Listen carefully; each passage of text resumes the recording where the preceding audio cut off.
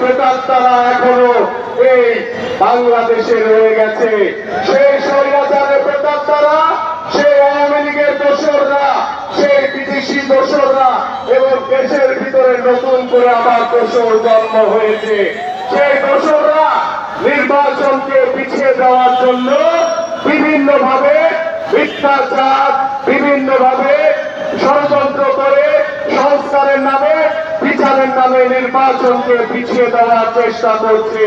প্রিয় নেতৃবৃন্দ, আমরা দেখেছি 13ই জুন আমাদের মাননীয় ভারপ্রাপ্ত চেয়ারম্যান জনাব তারেক রহমানের সাথে এই অন্তর্বর্তীকালীন সরকারের মাননীয় প্রধান উপদেষ্টা, দেশবরেণ্য ব্যক্তিত্ব ডক্টর মোহাম্মদ ইউনূসের সাথে সাক্ষাৎ করেছেন।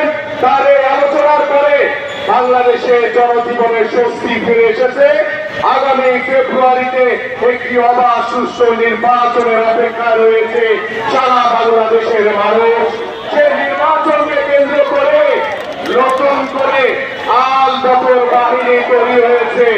নতুন একটি দল, তারা নির্বাচনকে পিছিয়ে দেওয়ার জন্য বিভিন্ন নিজেরা অপকর্ম করে, হত্যাযজ্ঞ চালিয়ে, মিথ্যাচার করে বিএনপির উপরে দোষ চাপিয়ে দেওয়ার অপচেষ্টা করছে।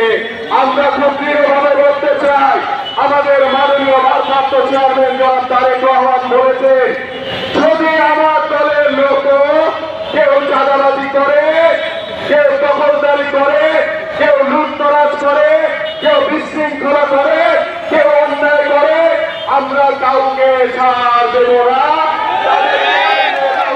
তাদের বিচার করা হবে, তাদেরকে আমরা সাংগঠনিক ব্যবস্থা নিব। আমরা দৃঢ়ভাবে বলতে চাই, আমরা আমাদের মাননীয় ভারপ্রাপ্ত চেয়ারম্যান জনাব তারেক রহমানের নেতৃত্বে আগামীতে একটি স্বচ্ছ পরিচ্ছন্ন রাজনীতির পরিবেশ